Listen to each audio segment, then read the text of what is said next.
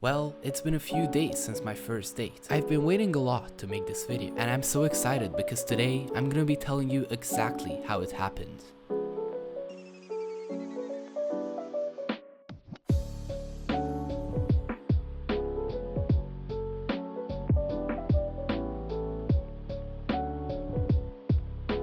What's up, I'm Andrew, I'm 15 years old, and today I'm gonna be telling you the crazy story of how I met a girl, how our date went, and what I learned. If you don't want to miss part 2, then I kindly ask you to scroll down right now and click on the subscribe button. So, about a week ago, our school made a trip to the UK, and I went too. On the first day, I was actually kinda nervous, cause I didn't have any friends who went there.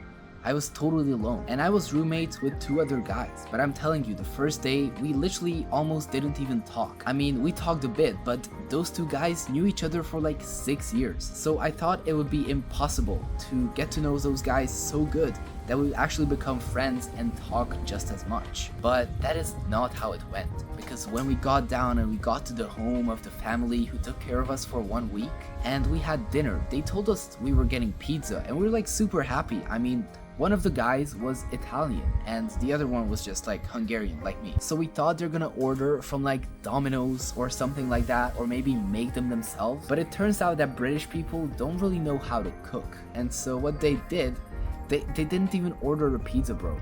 They fucking gave us like frosted pizza, which they put in their oven, which was like faulty, and so the pizza wasn't even hot, it was just like lukewarm. I mean, I think you can imagine the feeling. Oh, and did I mention that the other Hungarian guy was actually gluten intolerant? So the first pizza they served us was actually gluten-free pizza. And I know I'm talking about pizza, not the girl, but bro, it's all gonna make sense in a second. So we all sat down and got our first bite of the pizza. I don't know if the Hungarian guy was stupid or maybe he didn't have that many flavor receptors on his tongue, but he enjoyed the pizza. And the family came and they were like, oh, you guys like the pizza? And we're like, yes, very good. We just started talking to each other, and bro, that's when I realized the Italian guy is gonna be a very good friend of mine. Like, after a very long time, I finally meet a guy who actually cares what he puts in his mouth. Then at breakfast, the same thing, the guy starts checking the fucking label on the jar of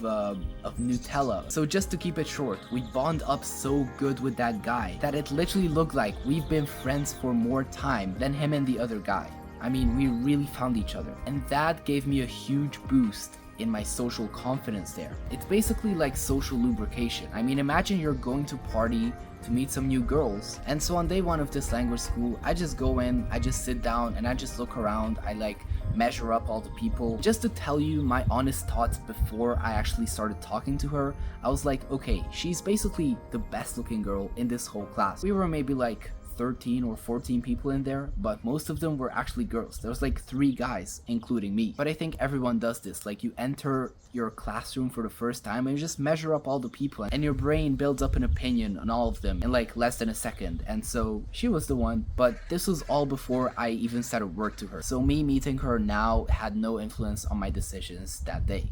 I'm just telling you. And so I'll be totally honest with you, if I remember correctly, the first conversation we ever had, like the first words we spoke to each other, was because of her. She asked me if I wanted her shitty ass sandwich, but instead of saying no, I took the chance. I went up to her, literally took the sandwich out of her hand, like looked at it, and I said like, I'm Italian, and I put it back into her hand. But then after the class, like an hour later, we were going to visit Arundel. It's a small town in the UK with like a beautiful castle, and that's kind of it. And so the class was gathering outside on the park, like outside of the school building, and many of the people weren't even there. But that girl group, including the girl I talked to, was there, and it was basically just only them. So I just walked up to them, and what I remember is that it was basically just me flexing to them about like my 5 languages that I know, and they were basically just asking me questions, and I was just giving funny, stupid answers. It was nice. But then we started walking, and I was just in a conversation with the same girl, and I was just talking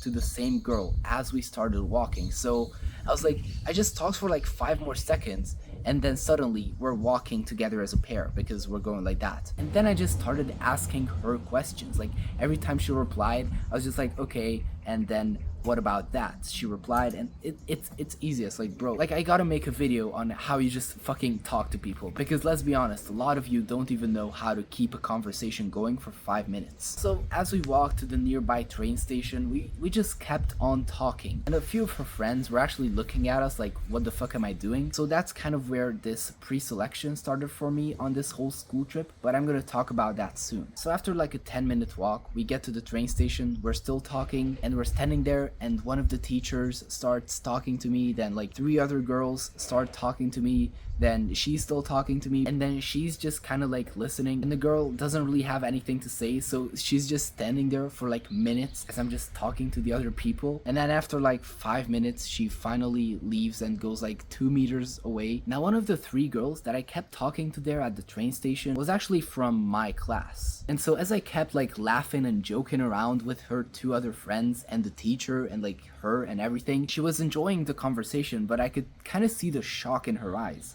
And I thought to myself, like, fuck bro, she knows me like a little piece of shit who's not good at talking, who's not good at anything. The version of me that is seen in class is so much lower than where I could actually be if they weren't holding me back. And I think this is a huge problem for a lot of guys in self-improvement. I mean, your level is here, but what other people see is here, and it just kind of moves up like this. So as you progress up, they will always see a little bit of an inferior version of you, and this has everything to do with your reputation. Imagine at a gym, you've been going to this gym for 1 year, and everyone knows you as this stupid ass guy, like you tried to cold approach 2 girls and it went horribly, everyone saw it, you got injured, you fucked up something in the gym, your reputation is fucked, and everyone knows you as like a little piece of shit in that gym. And you've actually changed and improved a lot, but the people there just don't see it. They still have that old version of you in their heads. And so imagine if you were to leave that place and go to another gym, and the people there would only know the current version of you.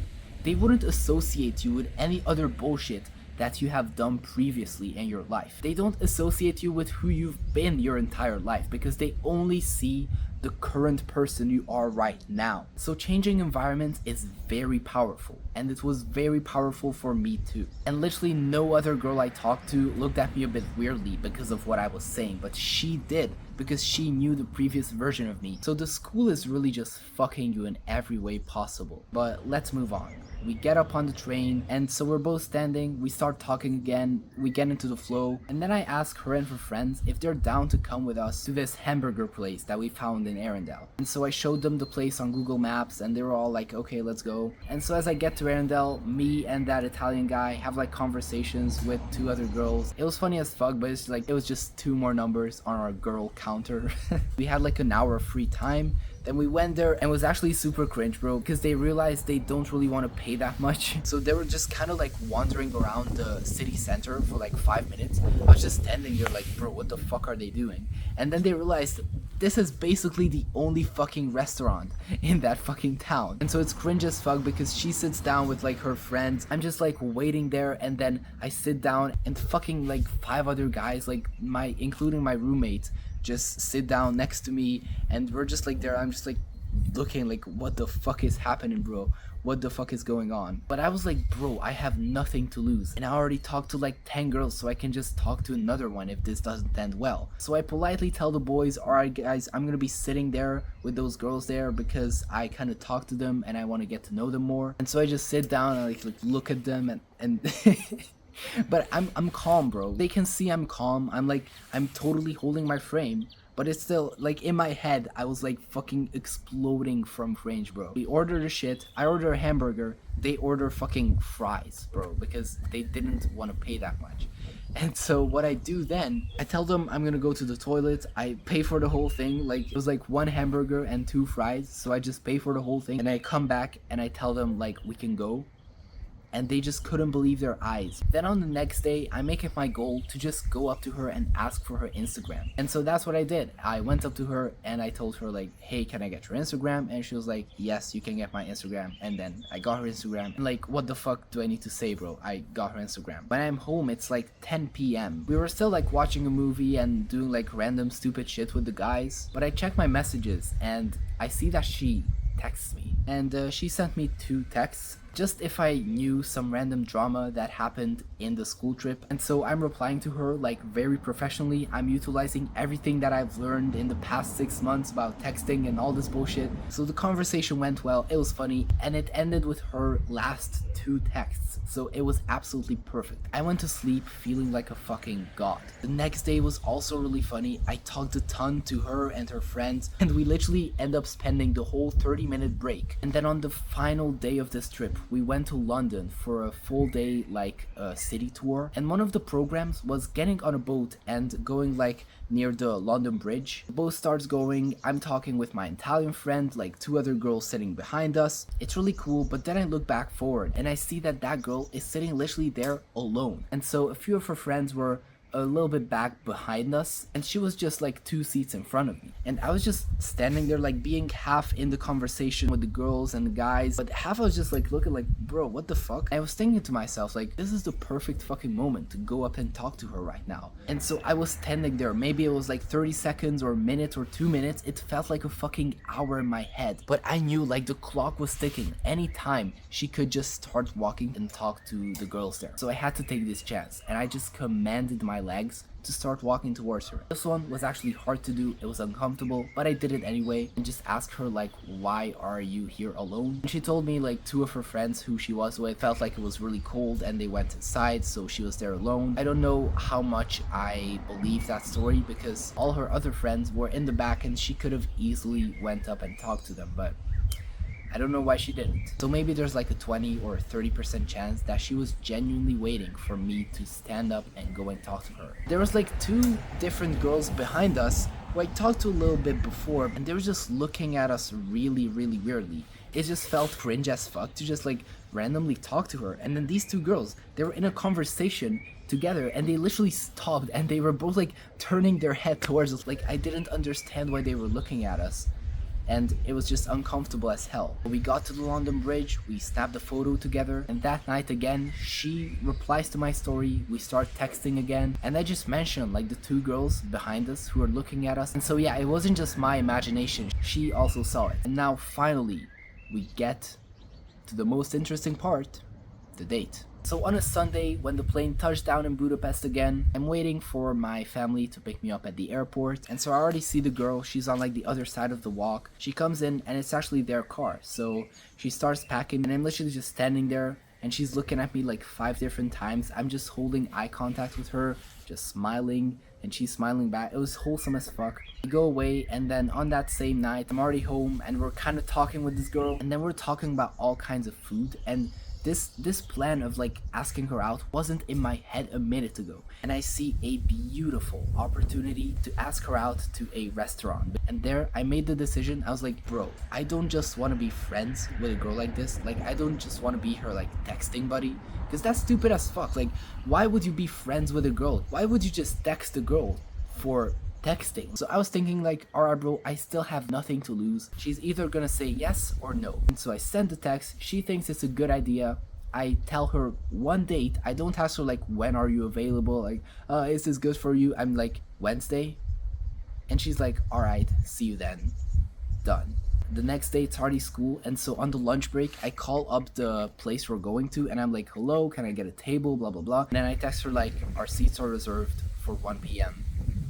I don't know why, but there's no school on Wednesday, so I still wake up at 6 a.m, cold shower, go hit the gym, come home, another cold shower, get ready to perfection, and then I sit down in my room and start doing like visualizations, like exactly like what I'm gonna do on the date, how I'm gonna talk to her, how we're gonna meet, how I'm gonna go in for the hug when we see each other, all this kind of shit. And it actually works, bro. Like visualizations are so powerful if you do them right. So when I get there, I realized that the weather is actually too fucking good, because I came in this nice pullover and stuff, but I was sweating like shit. And I got there early, so after like 5 or 10 minutes of just like feeling like I'm gonna fucking sweat, bro, I finally made the decision to just take the fucking pullover off. I still had like a very good shirt underneath, so it was fine. Just wrap it around my waist and it's like, okay, who the fuck cares. She gets to the meeting point on perfect time. literally 1 minute before the meeting. So I was pretty happy. I started walking towards her with momentum.